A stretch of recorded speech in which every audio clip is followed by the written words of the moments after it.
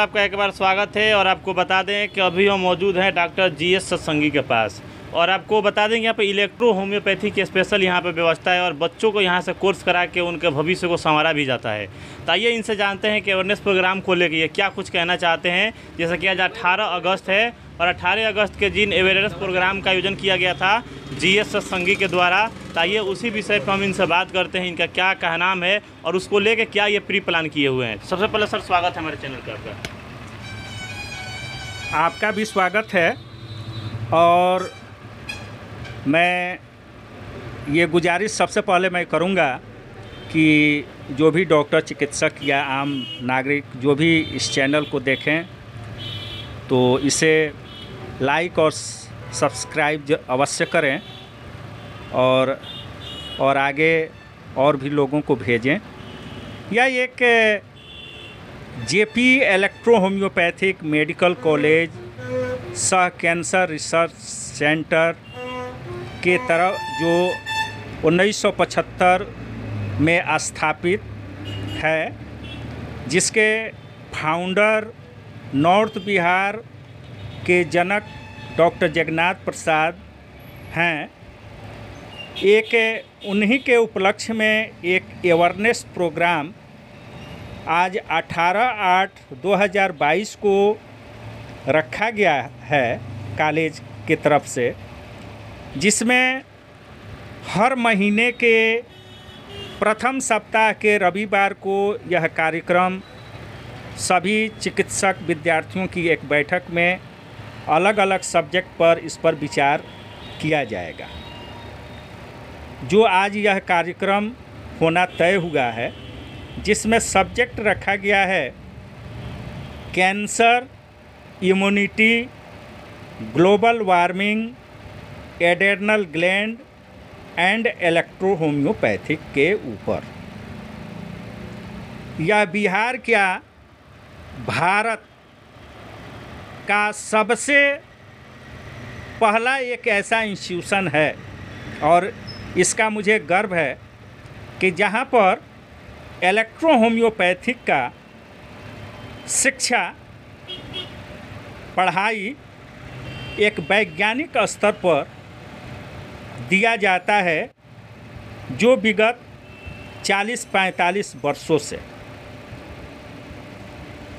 जो यह अवेयरनेस कार्यक्रम जो कैंसर, इम्यूनिटी, ग्लोबल वार्मिंग और adrenal gland and electro homeopathic पर, जैसा कि आप सभी लोग जानते हैं कि कैंसर जैसे महाभयानक बीमारी जो चिकित्सा जगत के लिए और ये हमारे पर्यावरण के लिए एक बहुत बड़ा समस्या मुँह बाए खड़ा है।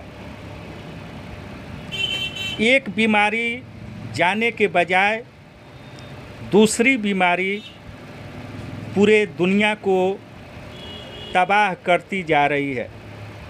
यहाँ तक कि जिस दिन मरीज कैंसर जैसे महाभयानक बीमारी का नाम सुनता है, उस दिन ही उसका वह मृत्यु के समान हो जाता है।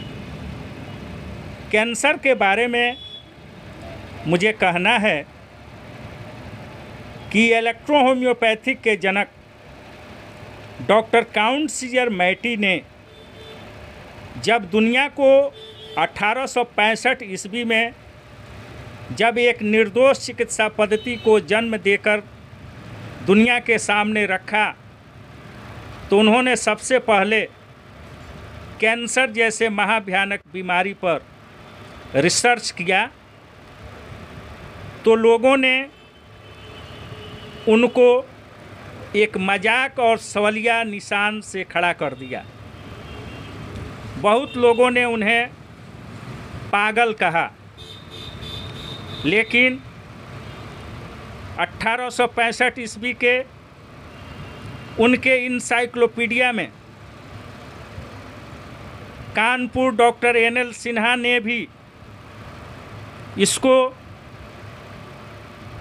कहा है कि आज के 100 साल बाद कैंसर जैसे महाभयानक बीमारी यह घर घर की बीमारी होगी, जो आज के कलयुग में, आज के मॉडर्न में, आधुनिक युग में यह बीमारी बहुत तेज़ी से अपना पांव पसार रही है, जो बहुत ही चिंता की बात है।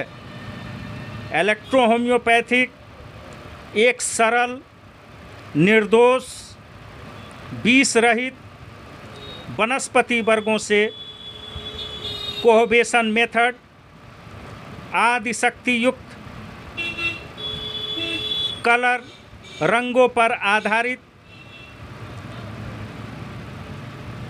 यह एक चिकित्सा पद्धति है जो शरीर को बिना हानि पहुंचाए, शरीर के किसी भी तरह के साइड इफ़ेक्ट पहुंचाए, यह रोगों से मुक्त करती है।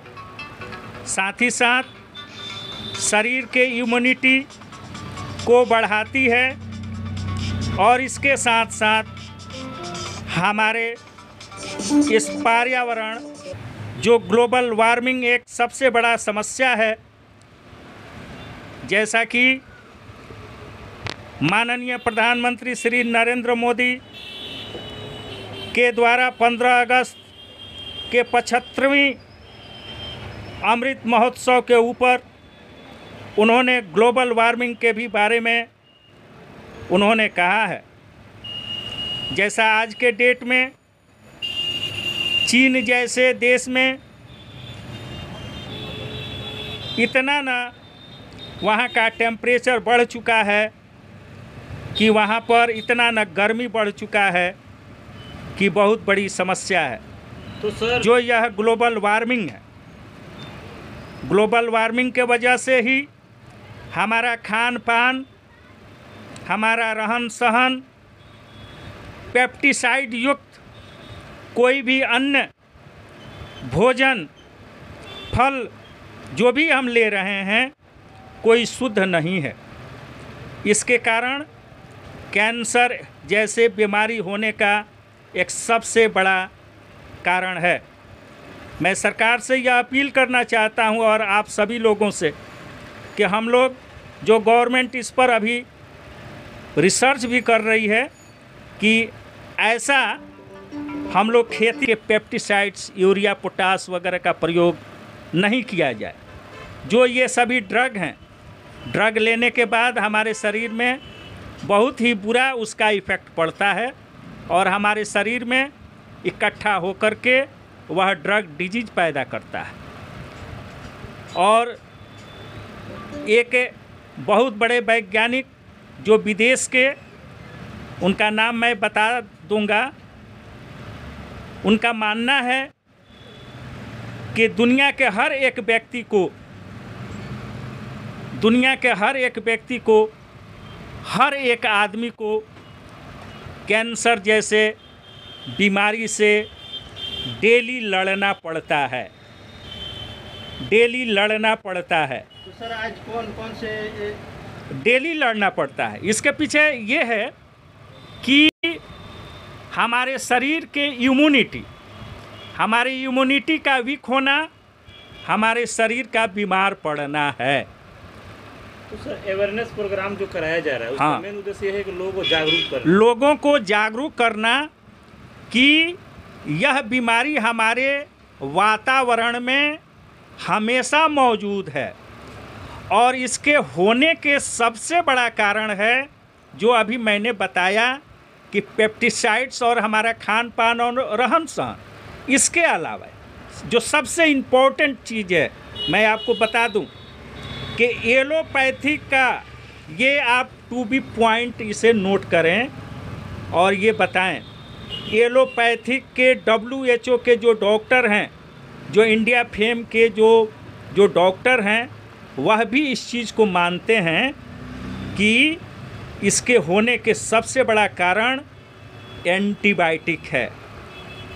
इसके होने के सबसे बड़ा कारण एस्ट्रॉयड है, जो आजकल देखिए एस्ट्रॉयड इतना न लोग खिला देते हैं कि बाद में स्थिति ये हो जाता है कि उसको कोई दवा काम नहीं करती है और उसका लाइफ जो है धीरे धीरे ख़त्म हो जाता है। तो सर कैंसर एक खतरनाक बीमारी है, लेकिन आपका सुझाव समय समय पर हमारे चैनल के माध्यम से लोगों को पहुंचाता है, तो लोगों में काफ़ी जागरूकता आई है। बहुत सारे लोग यहाँ आके जुड़ भी रहे हैं आपसे, इलेक्ट्रो होम्योपैथी कोर्स भी कर रहे हैं, जो पढ़ने वाले छात्र हैं वो। हाँ, इसके लिए सबसे इसके लिए इलेक्ट्रो होम्योपैथिक में अभी मैंने बताया कि भारत के एक ऐसा एकलौता यह electro homeopathic JP electro homeopathic medical college है, और इस पर मेरा चैलेंज है कि इलेक्ट्रो होम्योपैथिक के बारे में वैज्ञानिक ढंग से अगर कहीं पर इलेक्ट्रो होम्योपैथ में अगर पढ़ाई होता है और बताया जाता है तो वह Siwan Bihar JP electro homeopathic medical college के प्रांगण में बताया जाता है। जो मैं यह भी बता दूं कि हमारा जगह छोटा है, लेकिन हमारे पढ़ाई का जो व्यवस्था है कहीं एम्स से कम नहीं है, और जो चीज़ वहाँ बताया जाता है वह चीज़ उसको भी एक वैज्ञानिक स्तर पर बताया जाता है। देखिए यहाँ पर मैं बता दूं कि एक हमारे राधा स्वामी दयालबाग के मत के संस्थापक डॉक्टर MB लाल साहब, जो लखनऊ यूनिवर्सिटी के वाइस चांसलर रहे, जो अभी नहीं हैं, उनका मानना था कि बहुत ऐसे संस्थान को बड़े बड़े बिल्डिंग और बड़े बड़े दीवारों को देख करके नहीं जाना चाहिए, बशर्ते वहाँ के क्वालिटी को अवश्य देखना चाहिए। नेम फेम के पीछे नहीं जाना चाहिए। उसके प्रति उसके क्वालिटी को पर विशेष ध्यान देना चाहिए। चैनल के माध्यम से जो भी लोग आपको देख रहे हैं, अगर कोई छात्र देख रहा है उसको इलेक्ट्रो होम्योपैथी का कोर्स करना हो तो उसके क्या लोकेशन है, क्या उसके लिए कंडीशन है? इलेक्ट्रो होम्योपैथी का यदि कोई छात्र इसके बारे में अगर देख रहे हैं तो उनसे यही है कि इलेक्ट्रो होम्योपैथिक एक 5वीं चिकित्सा पद्धति के रूप में सुप्रीम कोर्ट ने इसे घोषित कर रखा है, और इसका मैं यही कहूँगा कि इलेक्ट्रो होम्योपैथिक एक बहुत अच्छा साइंस है। इसको पढ़ें और पढ़ करके प्रैक्टिस करें और अपने तथा अपने समाज में इस पैथी का नाम रोशन करें। तो देखिए हमारे साथ है GS सत्संगी, जो एक डॉक्टर साहब हैं, और यहाँ के माध्यम से इलेक्ट्रो होम्योपैथी का कोर्स भी कराया जाता है, और आज अवेयरनेस प्रोग्राम का और एक उसमें एटर्नल ग्लैंड भी है। लोगों को जागरूक किया गया कि कैसे कैंसर जैसे खतरनाक बीमारियों से बचा जा सकता है, क्योंकि वो लोगों की मानसिकता हो गई है कैंसर एक खतरनाक बीमारी है, इसका इलाज कोई नहीं है। लेकिन आपको बता दें इलेक्ट्रो होम्योपैथी में इसका सटीक इलाज है, तो जानकारी का अभाव है। और जो भी हमारे चैनल के माध्यम से देख रहे हैं और इस बीमारी से जूझ रहे हैं, तो एक बार अवश्य डॉक्टर GS सत्संगी से मिले, और कोई छात्र ये कोर्स करना चाहता है इलेक्ट्रो होम्योपैथी का और कैंसर जैसे खतरनाक बीमारियों को सही करना चाहता है, तो निश्चित यहाँ से आकर वो कोर्स भी कर सकता है और ये बीमारियों से लड़ भी सकता है। क्या सर? हाँ, 2 मिनट और मैं समय लूँगा कि इलेक्ट्रो होम्योपैथिक में इसमें पोस्ट ग्रेजुएट की भी पढ़ाई होती है।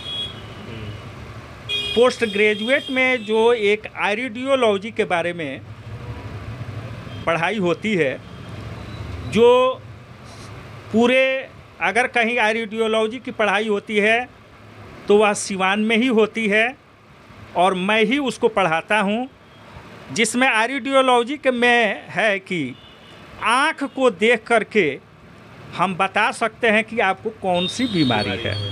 इसके अलावे पहले ज़माने में चाहे अभी भी बहुत लोग आपको देखते होंगे कि लोग हस्तरेखा विज्ञानी मीन्स हस्त देख करके, हाथ के रेखा को देख करके लोग बता देते हैं आपके भूत भविष्य और वर्तमान।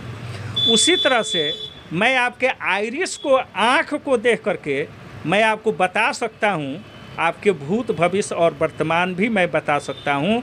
जो इलेक्ट्रो होम्योपैथिक में ये चीज़ है, ये चीज़ एक अद्भुत है, जो इसकी पढ़ाई एमडी में कराई जाती है।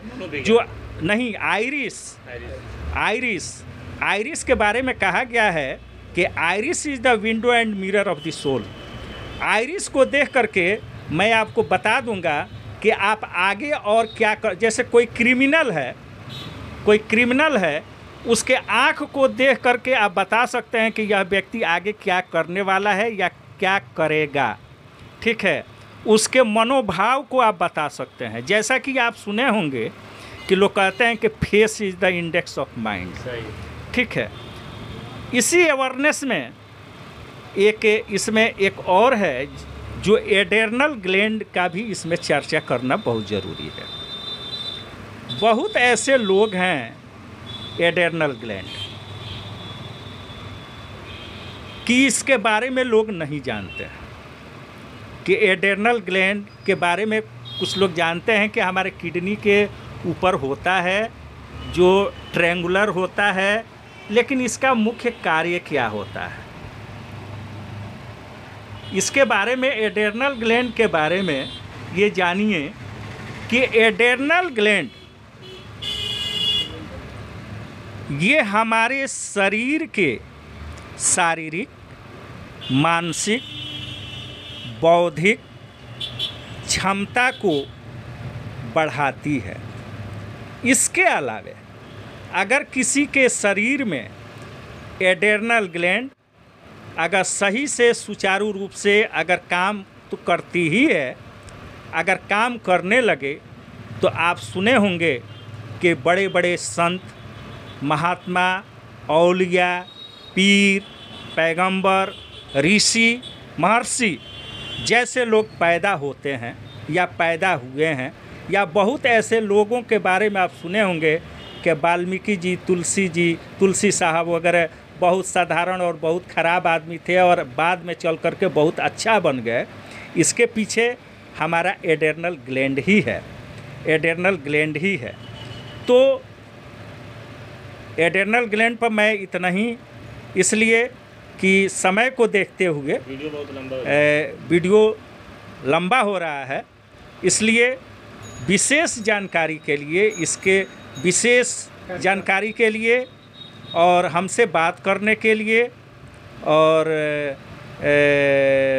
हमारे नंबर पर 9199 मुरियारी बलिया में। तो सिवान में आने का क्या उद्देश्य है आपका?